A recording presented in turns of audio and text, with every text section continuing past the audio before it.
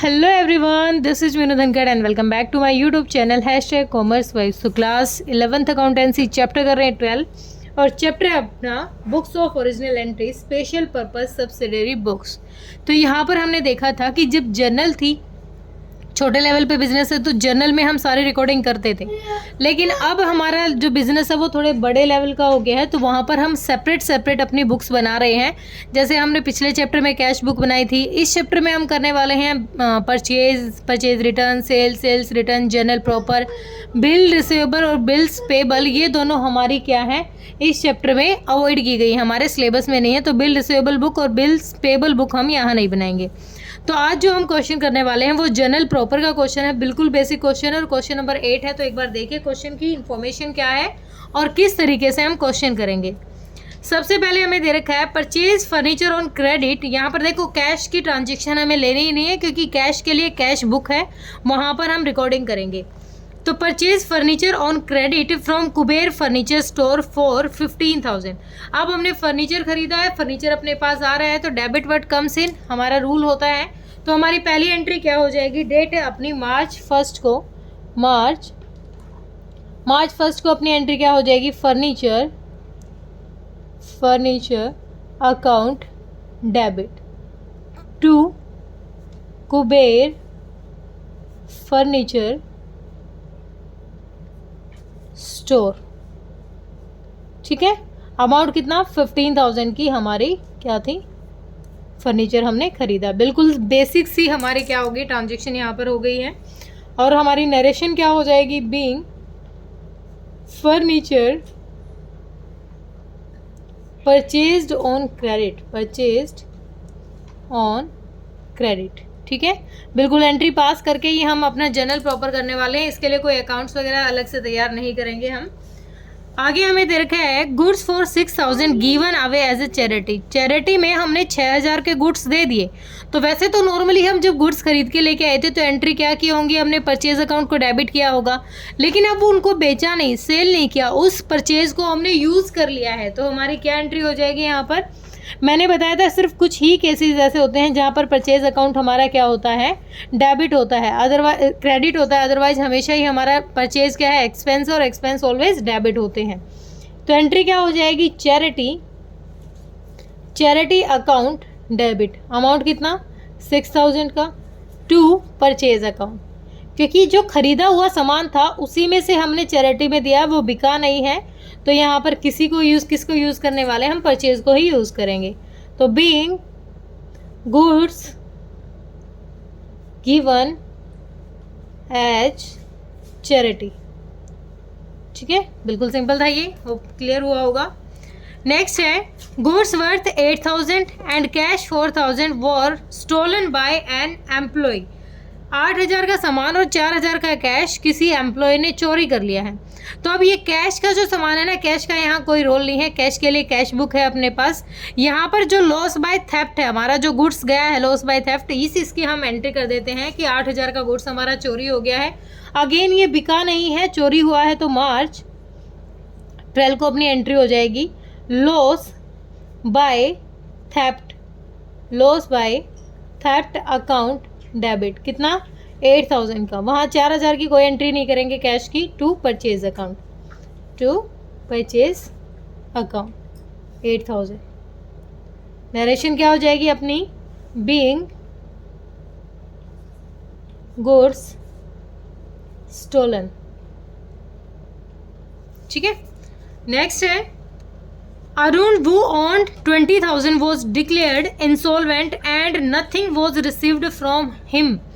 एक अरुण था जिससे हमें 20,000 रुपये लेने थे, लेकिन बेचारा क्या हो गया, इंसॉल्वेंट हो गया है और वो हमें कुछ नहीं दे पाया। तो ये क्या होगी, हमारी बैड डेट्स होगी, ऐसे डेटर्स जो हमारे डूब गए, पैसा जो डूब गया है। तो मार्च 15 को अपनी एंट्री हो जाएगी, मार्च 15 बैड डेट्स, हमारा ये पैसा डूब गया है तो बैड डेट्स हमारा एक्सपेंस हो जाएगा। बैड डेट्स अकाउंट डेबिट, कितना अमाउंट 20,000 का, और किससे मिलने थे ये पैसे, ये मिलने थे हमें अरुण से। तो हम इसमें अरुण के अकाउंट को सेटल कर रहे हैं, अरुण से अकाउंट, कितना अमाउंट 20,000 का। ठीक है, नरेशन क्या हो जाएगी, being Arun was declared insolvent, ठीक है, ये इंसॉल्वेंट हो गया है। नेक्स्ट है proprietary withdraw for his personal use cash 5000, goods 10,000। Cash again वही है, विड्रॉ किए हैं तो कैश का कोई रोल नहीं है। यहाँ पर 10,000 जो गुड्स उसने निकाले हैं फर्म से, तो टोटल ड्राइंग्स तो की है उसने 15,000 की, लेकिन यहाँ पर हमारी परचेजेस कितने की हैं, गुड्स हमारे कितने से इफेक्ट पड़ रहे हैं, 10,000 से। लेकिन हम यहाँ पर कैश को नहीं लेने वाले हैं, तो 18 को हमारी एंट्री क्या हो जाएगी, drawings account debit, drawings account debit. कितने अमाउंट से, 10,000 से, क्योंकि कैश का कोई रोल नहीं है यहाँ पर। और क्या हो जाएगा, टू परचेज, क्योंकि सामान बिका नहीं, अभी वो निकाल लिया है ओनर ने, तो परचेज को ही क्या करेंगे, ख़त्म कर देंगे। Being goods withdrawn for personal use, ठीक है। नेक्स्ट है provide interest on capital of 5 lakh at 6% of full year. पूरे साल का देना है, तो 5 का कितना हो जाएगा, इसको काटोगे 5 लाख मल्टीप्लाई 6/100, तो टोटल हो जाएगा 30,000।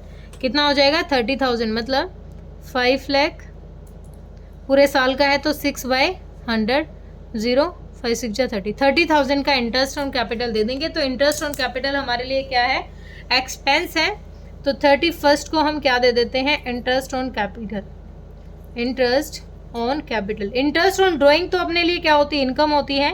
इंटरेस्ट ऑन कैपिटल हमारे लिए एक्सपेंस होता है, डेबिट कितना अमाउंट, 30,000 का। और किसको दे रहे हैं ये, हम ओनर को देंगे, तो ओनर के कैपिटल अकाउंट में इसको एडजस्ट कर दिया, निकाल लिया जाएगा उसके अकाउंट से। तो टू कैपिटल अकाउंट कितना, 30,000। एक मिनट, हाँ, इंटरेस्ट ऑन कैपिटल उसके अकाउंट में डाल दिया जाएगा। ये हमारे लिए क्या है, एक्सपेंस है। तो being interest on capital allowed, हमने इंटरेस्ट ऑन कैपिटल क्या किया है, अलाउ किया, ठीक है, सिंपल था। अगला देखें, out of the rent paid this year 5,000 is related the next year. अब जो रेंट है हम पे करेंगे, उसमें से 5,000 जो है वो क्या है, अगले साल का रेंट है। तो अगले साल का रेंट है मतलब प्रीपेड है, एडवांस में पे कर रहे हैं हम। प्रीपेड अपना क्या हो जाएगा, प्रीपेड रेंट है, हम पहले ही पे कर रहे हैं अगले साल का। तो ये डे कौन सी हो जाएगी, 31 को ही है। Prepaid rent, prepaid rent account debit, कितना अमाउंट, 5,000 का हो जाएगा। टू रेंट, रेंट के अगेंस्ट कर रहे हैं ना, कैश थोड़ी ना दिया, रेंट के अगेंस्ट, मतलब जो रेंट हम पे कर चुके हैं उसमें से 5,000 अगले साल का था, तो रेंट हम पहले पे कर चुके हैं, तो उसी में से 5,000 को एडजस्ट करके दे दिया हमने, क्या है वो, प्रीपेड रेंट है, अगले साल का रेंट है। तो being adjustment entry for prepaid rent, prepaid rent, ठीक है। अगला है सैलरी ड्यू टू क्लर्क 12,000। अब सैलरी दी नहीं गई है, किसको, क्लर्क को, तो जब देंगे हम, एक minute, salary due to clerk 12,000, हाँ, जब हम सैलरी उसको पे करेंगे तो क्या हो जाएगा, ड्यू दिखा रहा है सैलरी, तो सैलरी आउटस्टैंडिंग हो जाएगा, और ये नहीं किया गया है, तो सैलरी आउटस्टैंडिंग है। और जब पे, हाँ, सैलरी ड्यू है, किसके अगेंस्ट है, ये है हमारी सैलरी के अगेंस्ट। सैलरी क्या है, एक्सपेंस हो जाएगा, और क्या हो जाएगी, salary account debit, salaries account debit to outstanding salary, outstanding salary account, कितना अमाउंट, 12,000 का।